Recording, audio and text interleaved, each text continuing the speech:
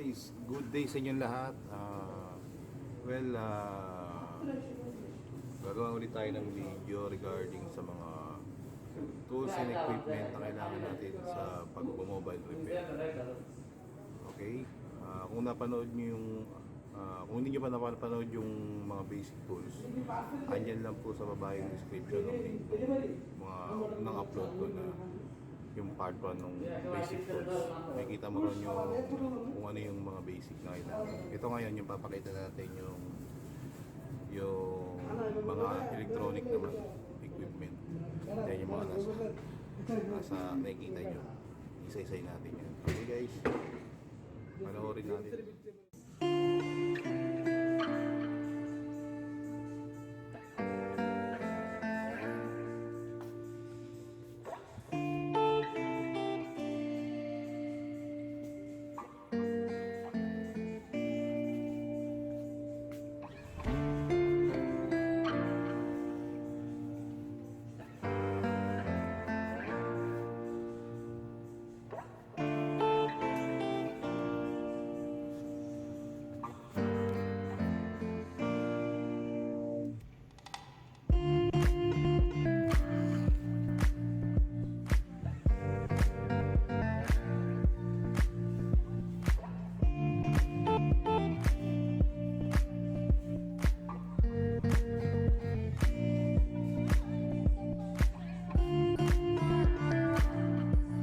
Guys, nakalimutan ko isama ito sa basic tools, itong multimeter.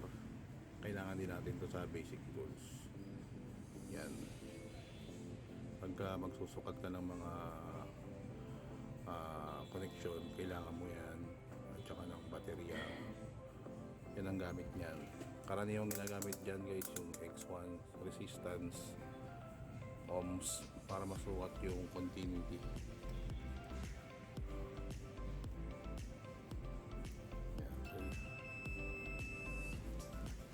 Tapos yung sa volts naman, i-range mo sa 10 para makita mo yung sukat ng baterya kung kailangan pa hindi o wala na. Okay? Tapos ito sa ano na tayo, electronic naman tayo. Ito yung power supply or DC power supply. Yan yung ginagamit natin kapag wala nang naman yung mga baterya. Pwede natin dyan lagyan ng supply, yung mga drain na drain.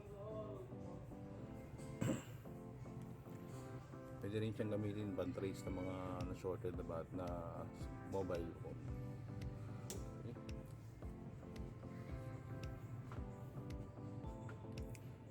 As yung hot air. Kaya maraming klase ng hot air guys. Merong NT701, merong quick, at meron ding sugon. Halos pare-pares lang gamit yan guys, kaya lang marami yan kasi reserva lang yan. Pagka merong nasira, merong kagad kapalit. Yan. Pero depende sa inyo kung ano yung gusto nyong bilhin, kung saan kayo makakamura o saan sakto yung budget nyo. Itong sugon medyo mataas to, kaya ito sa kanya nabilin to pagka okay na yung budget nyo. Pero kung magsisimula kayo, pwede kayong gumamit ng quick or yung mga dati lang mga modelo. Ito guys, kasama na yan sa quick yung soldering station. Yan, 2-in-1 yan. Pati ito 2-in-1 kaso tinanggal ko na kasi meron namang quick eh.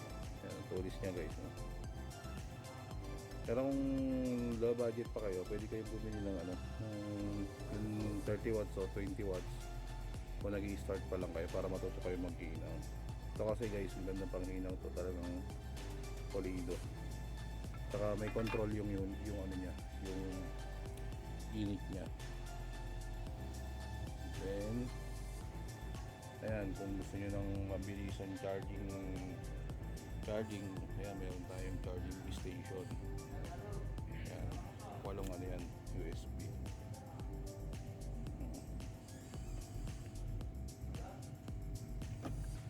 Ayan, charging station. Tapos yung sa power supply, kapag gusto mo mag-test ng mga battery, wala kang battery, kailangan mo ng cord.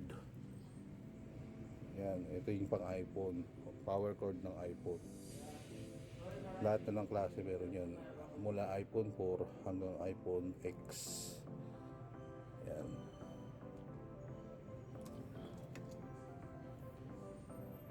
Pwede ka mag-supply sa unit kahit wala kang battery. Tapos yung pang Android naman, ito, yan, pang Android. Kailangan din natin yan. Kung wala kang baterya, pwede ka mag-supply dito.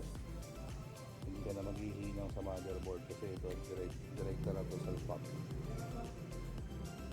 sa motherboard para makita mo yung unit kung buhay o nag-ano pa ng kuryente, nagkakala pa ng amperahe.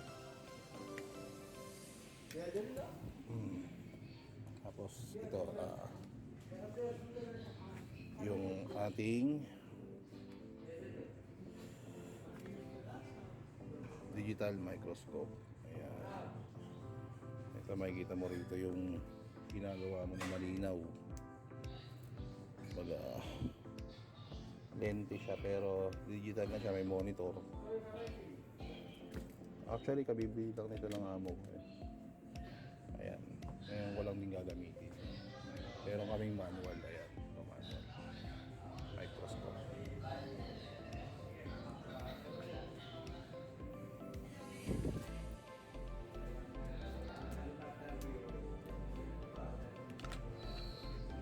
Kasi nga ayan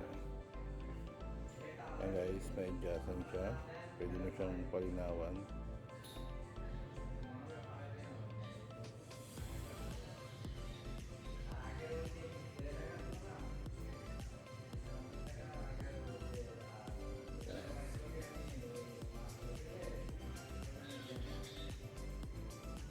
Kitang kita.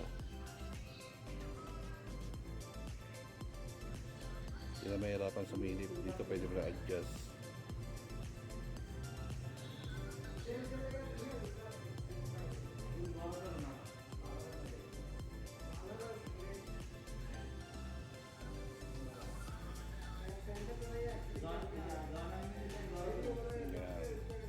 Yan yung digital microscope na 8MP. Medyo mababa pero pwede na rin, makakatulong na rin to pang start. Pero mga estimate price nito nasa 2,000 siguro o mga 3,000. Tapos ito, yung universal soldering iron, pwede siya sa solder, pwede rin siya pang luto ng mga iPhone X, yung mga high-end. So yung mga high-end ngayon guys, nasa 2 layer yan ng motherboard. Hindi mo siya mapapaghiwalay kung gamit ka ng iron, kaya kailangan mo ng ganito panluto. Yan. Kumbaga ilalagay mo na dyan yung motherboard, kumbaga madidismantle mo na, kumbaga tatanggal mo na yung dalawang layer na yan. Dalawang patong kasi yung ano ng iPhone X ngayon, iPhone XR, iPhone 11. Yan, kaya kailangan nito kung mag-advanced repairing kayo. Tapos yung short killer. Yan. Pantanggal ng short. Pagka meron tayong shorted, i-demo rin natin to. Okay? Ano ba ba? So yung tingin ko, napakita ko na lahat. Tapos syempre kailangan mo ng system. Yan, yung system, mga software. Bali guys, sa susunod na video i-demo ko rin yung mga ginagamit natin sa software, kung ano yung mga kailangan natin, like yung CXW, yung Octoplus, yung UMT, MRT, LRT, joke. Hindi, ayan, ipapakita natin yan, yung mga paggamit ng mga software. Yan, so okay na yan guys. Kung may katanungan kayo regarding your mobile phone, ano nyo lang, message nyo lang, message. Comment nyo lang dyan sa baba.